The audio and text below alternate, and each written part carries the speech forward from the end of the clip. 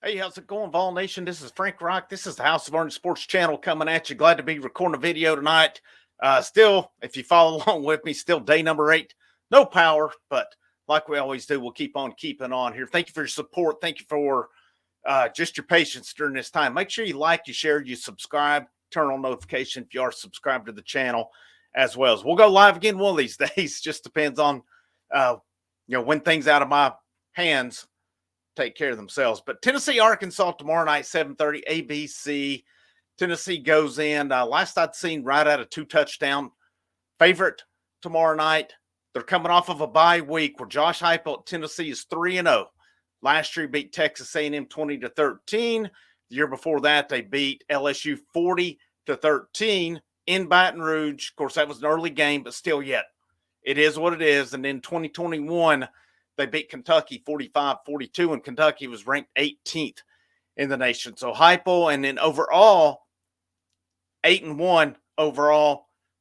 In 2020 was the only loss. It was like 50-49 to Memphis. And I saw Jordan Moore's Fox Sports Knoxville put on there. This was a game where Central Florida's kicker missed a 40-yarder with like 19 seconds left in that game, or Heupel would have been 9-0. So Heupel is a bye week magician of sorts. Tennessee's come out and played good football each year since he's been here, pulled off, nice wins each week. The Kentucky win was a good one during that time.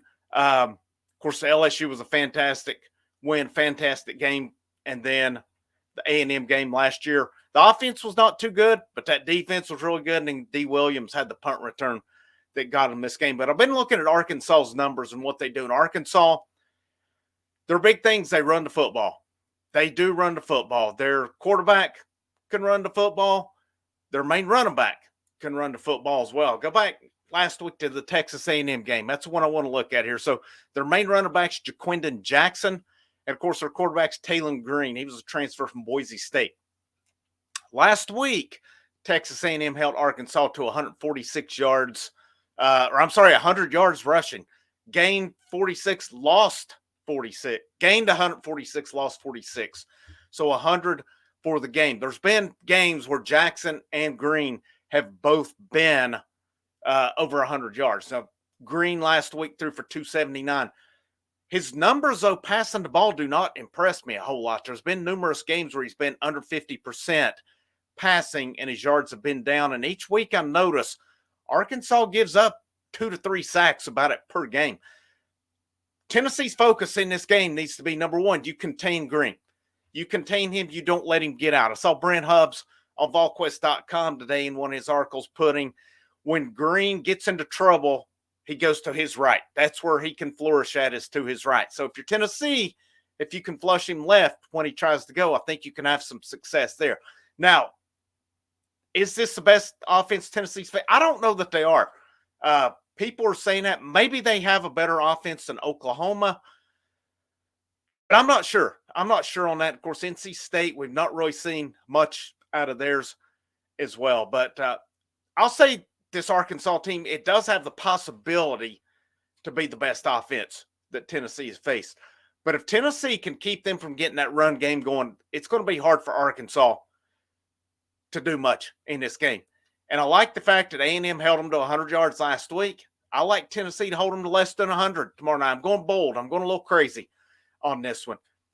I know it's at night. I know it's in Fayetteville. I know Tennessee's had some interesting games there over the years. Their last trip there, if I'm not mistaken, was when Garantano, I think it was, 2020? If I'm not mistaken, Tennessee did lose that football game. It was an ugly game. Tennessee's about to score. Garantano threw a pick 6. So Tennessee has found ways to lose there numerous times. And when they've won, it's not been pretty.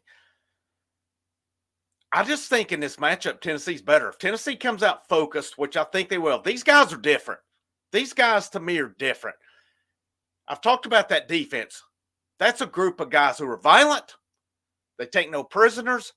They don't care to inflict pain. And they're not there to give you hugs and high fives. They're there. They are there to kick your ass. And I fully intend they're going to Fayetteville tomorrow night to kick Arkansas's ass. That's what I'm expecting. tomorrow night. All the matchups I look at, Arkansas does not defend the pass well. That's going to open up. If Tennessee's protection's good, and most of the games I'm looking at, Arkansas does not have many sacks. Arkansas does have, they are good at turnovers. They are good. I think I've seen they have 6 interceptions on the year.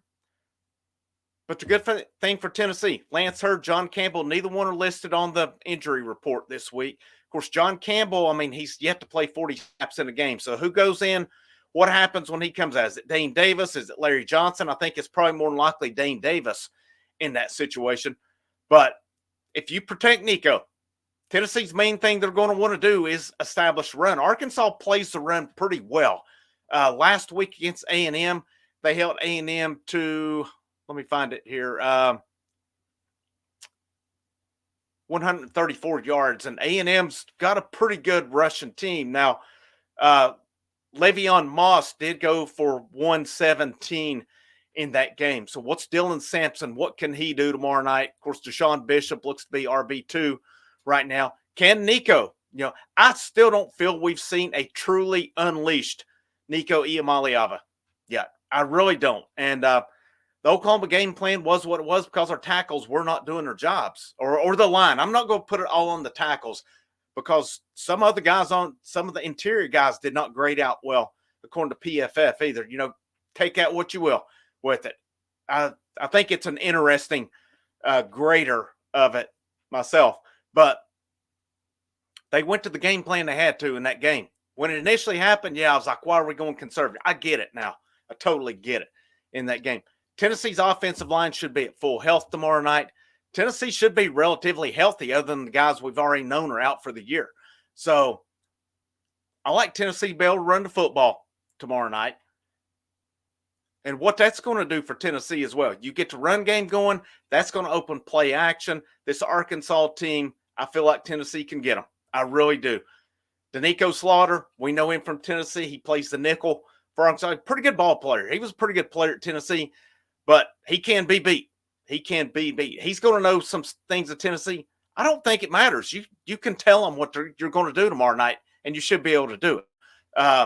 As far as throwing the football, as long as your line protects, I feel like Brew, Dante Thornton, Brazel, some of these guys can get separation. I want to see Squirrel White, the Squirrel White we know, show up tomorrow night. I want to see the Squirrel White, who was very reliable last year.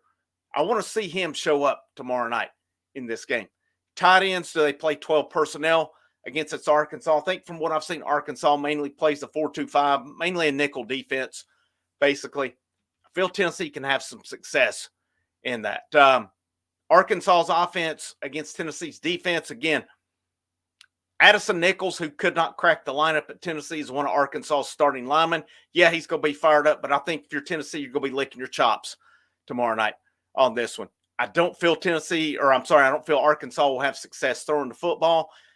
The only way they do is if they're able to establish a run game, and then that opens things up. I really feel like Tennessee's going to make Arkansas one-dimensional. And I'm seeing people predicting this, and I may be wrong. I've seen a lot of people predicting Arkansas to score over 20 points. I don't see it tomorrow night. I'm going big on this one. I'm going big. I'm going similar to what we saw when Tennessee played LSU 2 years ago. I'm going a little further now. I'm going Tennessee 45. I'm going Arkansas 13. That's my prediction tomorrow night. If I'm wrong, I'm wrong on it. I just think Tennessee's better. Tennessee's healthy. And I feel like Arkansas's strengths play in to Tennessee, especially with that healthy line. I've thought a lot of this offensive line this year, but that's when they're fully healthy. They're top heavy. When you get on down to the backups, especially when your tackles are out, it's a new ball game with Tennessee. So as long as these guys stay healthy tomorrow night, I like what they're going to be able to do. I think you looked at NC State game and what they were able to do. We saw Lance Hurd while they wanted him. He played a heck of a game in that game. I expect it again tomorrow night. A lot's been said about why he's not played. I got a feeling this dude's going to come out hungry tomorrow night, and I got a feeling that some pancakes are coming. Tennessee 45, Arkansas 13. I'm going with that tomorrow night. I expect Tennessee to roll big. I think we'll see more of the Nico. I think you'll see him turn loose a little bit more tomorrow night. And again, nothing I've seen out of Arkansas scares me a bit. here's the disclaimer in that, though. 2 years ago when Tennessee went to South Carolina, I felt the same way. Obviously, I don't think Arkansas is going to have Tennessee signed so like South Carolina did. So we'll see. But I'm going to wrap up on that one, guys. Again, thank you for your support. Make sure you hit the thumbs up, you share, you subscribe. Check out those membership packages on here as well. The more members I get, the more I can kind of really run with this thing. Appreciate you guys who have joined the channel so far. The perks are on that if you join it. There is the $1 a month Patreon. There is the super thanks in the bottom right corner. It's always appreciated, as well as those do go to help the channel bring you the coverage that you want and you deserve along the way. But my name is Frank Rock. This is the House of Orange Sports Channel. Have a great evening. And last but most certainly not least, go Vols.